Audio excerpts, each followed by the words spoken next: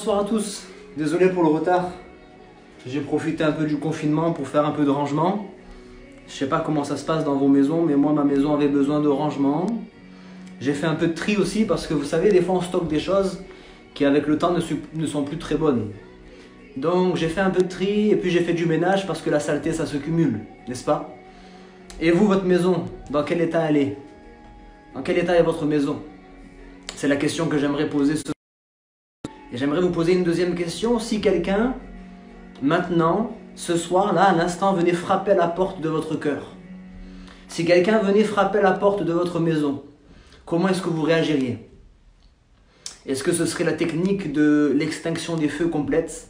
Vous savez, certaines fois, quand on ne veut pas ouvrir la porte, lorsque quelqu'un vient frapper à notre porte et qu'on ne veut pas ouvrir, on éteint toutes les lumières, on éteint la télévision, on ne fait plus aucun bruit, on joue au roi du silence, parce qu'on veut faire mine que personne n'est dans la maison.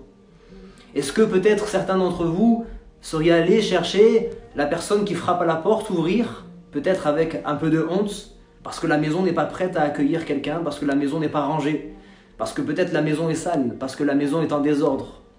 Comment est-ce que vous réagiriez? Est-ce que peut-être quelqu'un pourrait facilement ouvrir la porte et laisser entrer l'invité, sans aucune honte, sans aucune crainte? C'est la question que je voudrais poser ce soir. Et si vous voulez bien, eh bien nous allons ensemble lire simplement un verset de la parole de Dieu, parce qu'on a l'habitude de partager toujours autour de sa parole qui est vivante, sa parole qui est une lumière sur notre sentier, qui nous montre la voie à suivre. Alors il y a un texte dans le livre de l'Apocalypse, c'est le dernier livre de la Bible, et c'est au chapitre 3 et au verset 20.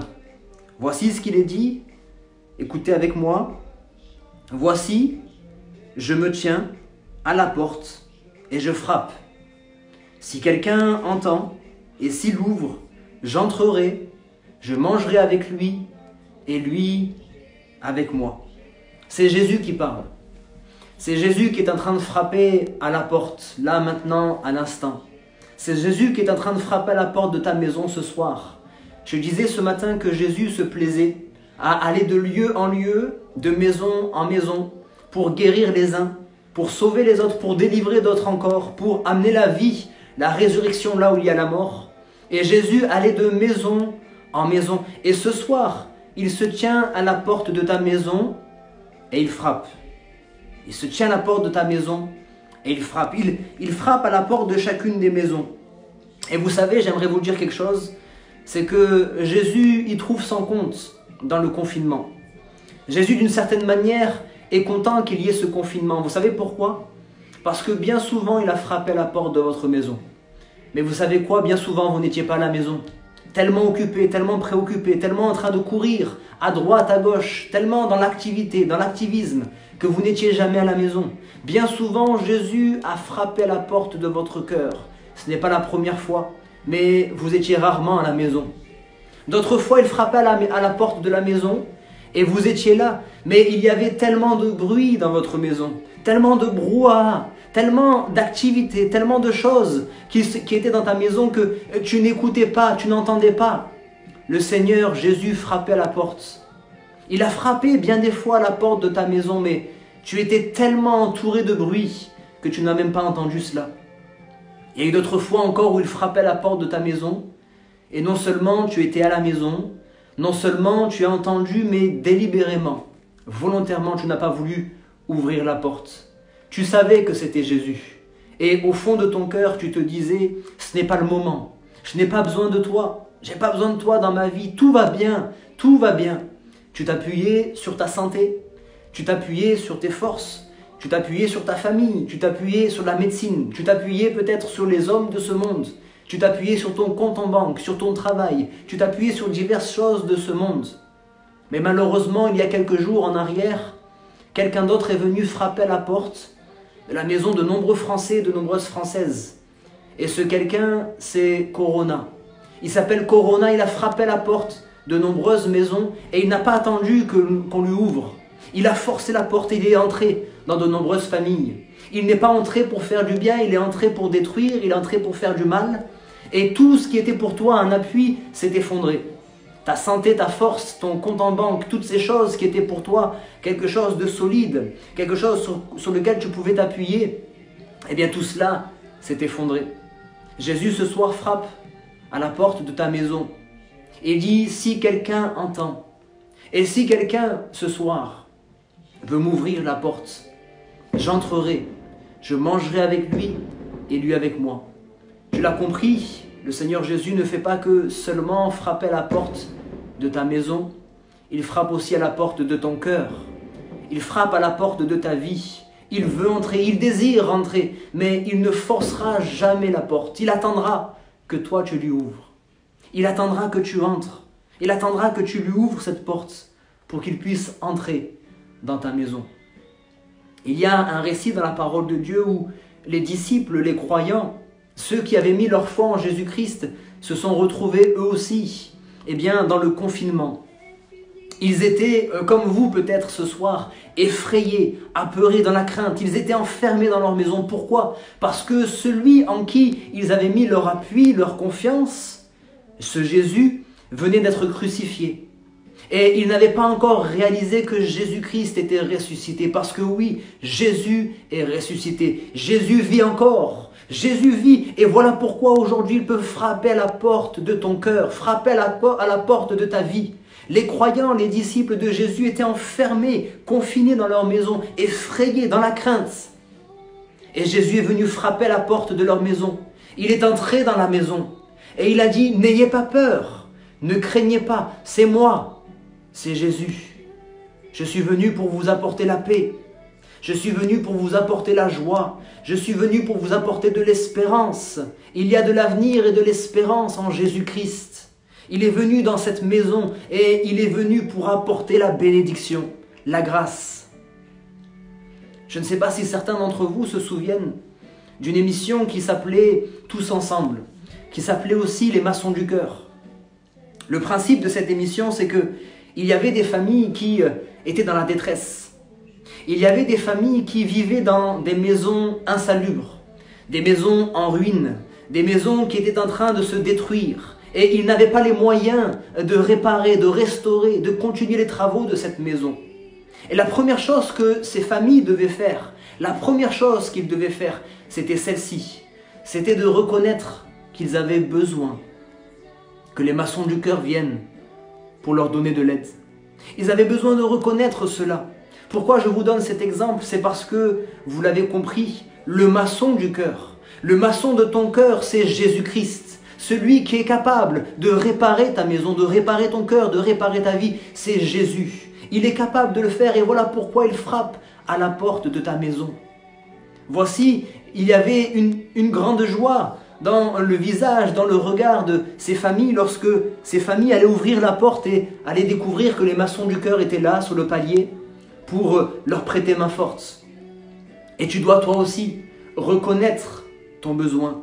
Reconnaître ta détresse, reconnaître que ta maison, ton cœur, ta vie a besoin de Jésus, a besoin que le maçon du cœur vienne pour restaurer, pour réparer, pour renouveler.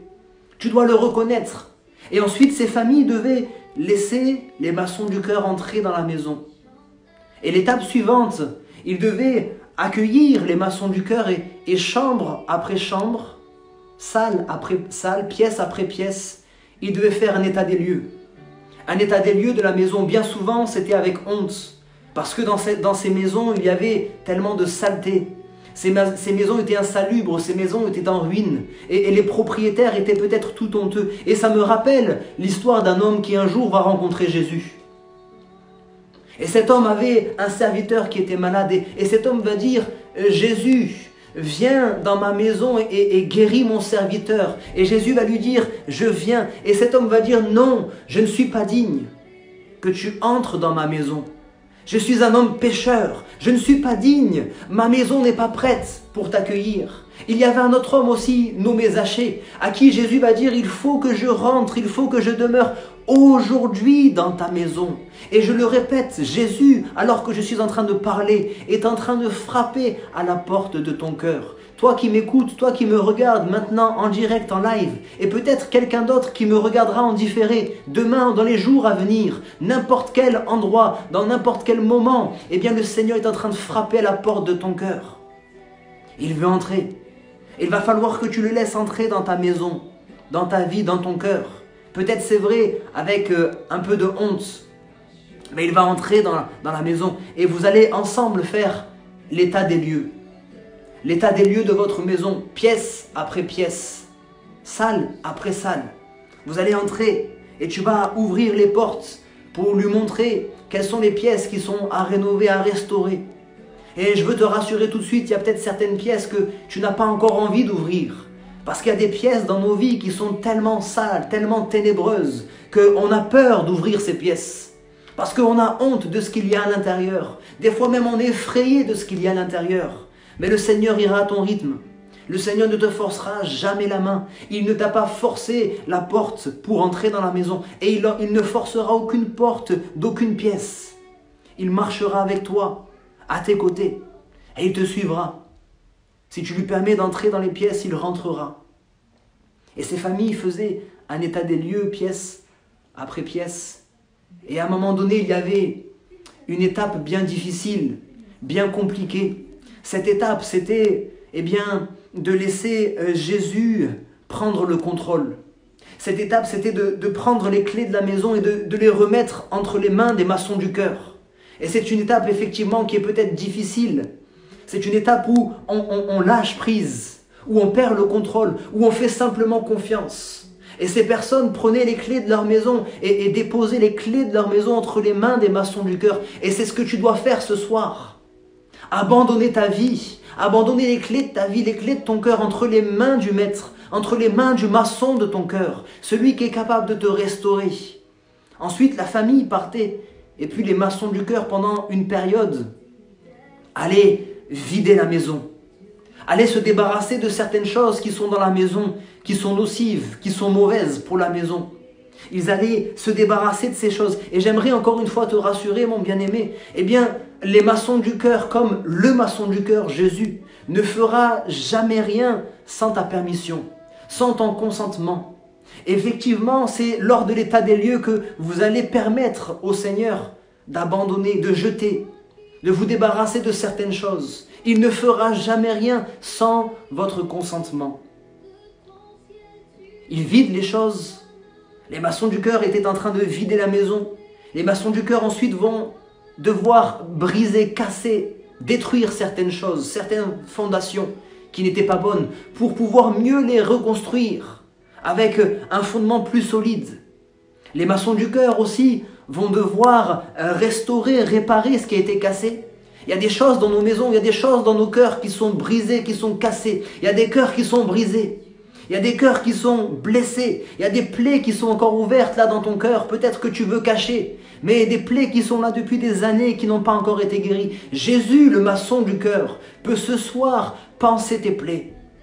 Ce soir, il peut passer son baume sur ton cœur. Ce soir, il peut te guérir. Et puis les maçons du cœur aussi vont remplir la maison de nouvelles choses. Et c'est ce que le Seigneur veut faire dans ta vie. Il veut remplir ta vie de paix. Il veut remplir ta vie de joie, il veut remplir ta vie d'amour, il veut remplir ta vie de l'assurance du salut. Voici ce que le Seigneur Jésus, voici ce que le maçon de ton cœur veut faire ce soir. Voilà pourquoi il frappe à la porte de ta vie. Et il dit, si quelqu'un entend, si tu entends sa voix ce soir, n'endurcis pas ton cœur. Si ce soir tu entends sa voix, si ce soir tu l'entends frapper la porte de ton cœur, mon bien-aimé, je t'en supplie, n'endurcis pas ton cœur, mais ouvre-lui, laisse-le entrer dans ta maison. Quelqu'un me dira, ça a l'air tellement beau, ça fait tellement d'années que j'attends que quelqu'un me vienne en aide. Ça fait tellement d'années que j'attends que quelqu'un vienne pour restaurer ma vie, pour restaurer ma maison, pour réparer mon cœur brisé. J'ai été de lieu en lieu, j'ai été justement de médecin en médecin, j'ai été voir les psychologues et toutes sortes de personnes et personne n'a rien pu faire pour moi. Je suis tellement heureux que quelqu'un vienne frapper à la porte de ma maison. Mais ça a l'air trop beau pour être vrai. Ça a l'air tellement abstrait. Pasteur, j'aimerais bien que Jésus entre dans ma maison, mais ça a l'air tellement abstrait. Comment faire? Je vais t'inviter ce soir, là où tu es, dans le lieu où tu es, peu importe le lieu où tu es. Nous allons prendre un temps pour prier ensemble, simplement et courtement. Et dans le lieu où tu te trouves, tu vas répéter après moi cette prière. Tu ne vas pas la répéter comme une simple récitation. Tu vas la répéter de tout ton cœur. Tu peux la répéter à voix haute, mais tu peux aussi la répéter simplement dans ton cœur si tu es entouré de certaines personnes et que tu veux que cette expérience reste personnelle. C'est possible aussi. Répète-la simplement dans ton cœur. Nous allons prier ensemble afin que Jésus, qui est en train de frapper à la porte de nombreuses maisons, qui est en train de frapper à la porte de nombreux cœurs et de nombreuses vies, eh bien, il puisse entrer dans ces vies. Il puisse faire régner sa lumière là au sein des ténèbres. Je t'invite maintenant à te recueillir et nous allons prier ensemble. Tu vas simplement, de tout ton cœur, répéter après moi cette prière. Seigneur Jésus-Christ, je te demande pardon. Parce que jusqu'à maintenant, je n'ai pas écouté ta voix. Jusqu'à maintenant, je n'ai pas entendu lorsque tu frappais à ma porte. Jusqu'à maintenant, je n'ai pas voulu te laisser entrer. Jusqu'à maintenant, j'ai barricadé mon cœur. Mais ce soir, je t'ai entendu. Ce soir, je t'ai entendu frapper à la porte de mon cœur. Et ce soir, je veux prendre la décision de t'ouvrir grand mon cœur, de te laisser entrer dans ma vie. Ce soir, je veux t'inviter à régner, à entrer dans ma maison, à entrer dans ma vie. Viens réparer ce qui a été brisé. Viens laver ce que j'ai pu salir, ce que j'ai pu souiller.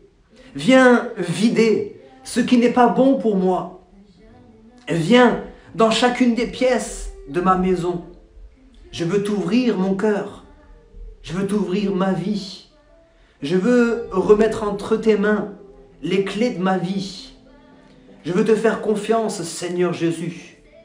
Je veux que tu puisses m'éclairer, que tu puisses me guérir, que tu puisses me sauver, que tu puisses remplir mon cœur de cette paix que je recherche tant, de cette joie qui s'envole, de l'assurance du salut. Ce soir, je t'invite à entrer dans ma vie, à prendre le contrôle. Viens et règne en maître, Jésus-Christ. Amen. J'aimerais, si vous voulez bien, pour terminer courtement, m'adresser à ceux qui, peut-être, ont déjà reçu Jésus-Christ comme sauveur dans leur vie. Pour certains, c'était il y a une semaine. Pour d'autres, c'était il y a 1 mois, 1 an, 10 ans, 20 ans ou plus encore. Ceux qui ont déjà laissé Jésus entrer dans leur maison. Ceux qui ont déjà laissé Jésus entrer dans leur vie. J'aimerais vous demander de profiter de ces moments de confinement pour faire à nouveau un état des lieux avec Jésus. Et regardez où est-ce que Jésus se trouve. Est-ce que finalement il est dans un coin de la maison et il n'a pas accès à toutes les pièces de la maison? Il n'a pas accès à toutes les chambres de la maison? Ou bien est-ce que effectivement vous lui avez laissé la liberté d'entrer dans chacune des pièces? Il y a peut-être des pièces qui n'ont jamais été ouvertes jusqu'à maintenant. Parce que je l'ai dit, Jésus va à votre rythme. Jésus va à chacun de nos rythmes. Peut-être qu'il y a des pièces de la maison qui n'ont pas été encore ouvertes. Des domaines de votre vie qui n'ont pas été encore ouvertes au Seigneur. Et je voudrais vous encourager, frères et sœurs, pendant ces temps de confinement, à faire un état des lieux à nouveau avec le Seigneur et le laisser entrer dans les pièces qu'il n'a jamais eu accès jusqu'à maintenant. Peut-être qu'il y a des pièces qui avaient été ouvertes autrefois, mais qui, avec le temps, ont été fermées. Et je vous encourage à les ouvrir à nouveau. Si le Seigneur Jésus avait été mis dans un coin, si le Seigneur Jésus n'avait pas libre accès dans toutes les pièces de votre maison, de votre vie, je vous encourage à nouveau à lui ouvrir toutes les portes. Ouvrez vos portes. Et ce chant dit annoncer le roi, laissez Jésus entrer. Laissez Jésus entrer dans vos vies. Et à vous tous, bien-aimés, je vous donne rendez-vous chaque jour pour apprendre davantage à connaître Jésus. Je ne suis rien, je ne suis qu'un pécheur comme vous, mais je voudrais vous accompagner sur cette voie. Je voudrais vous montrer la voie, je voudrais vous accompagner sur le chemin qui mène au salut. Le chemin, c'est Jésus-Christ. Et jour après jour, si vous le voulez, on se retrouvera et on va partager ensemble la parole de Dieu. Je voudrais que vous laissiez Jésus entrer dans vos maisons pour que vous puissiez apprendre à le connaître davantage, parce qu'il est amour, parce qu'il est bonté, parce qu'il est miséricorde, parce qu'il est compassion. Alors je vous donne rendez-vous. Je vous donne rendez-vous jour après jour. Rejoignez-nous pour connaître davantage le Seigneur. Nourrissez-vous aussi de cantiques. En fond, je laisse très souvent des musiques et là, l'album que j'ai mis en fond, c'est l'album qui s'appelle Tes promesses de Johanna Bonville. Je vous encourage à aller écouter cet album et vous verrez combien les paroles sont riches, combien les paroles vont vous faire du bien. Que Dieu vous bénisse abondamment. Passez une bonne soirée et croyez simplement que le Seigneur Jésus est entré dans vos maisons, vous qui lui avez laissé la place. Peut-être que certains ont ressenti un fardeau tomber de leurs épaules. Peut-être que certains ont ressenti vraiment la paix entrer dans leur cœur, entrer dans leur vie. Peut-être que certains ont ressenti comme une chaleur, peu importe ce que tu as ressenti, crois-le simplement. Il n'est pas un homme pour mentir, ni fils d'un homme pour se repentir. S'il dit qu'il entre dans une maison quand quelqu'un lui ouvre, il entre. Et ce soir, il est entré dans ta maison. Sois béni au nom de Jésus-Christ.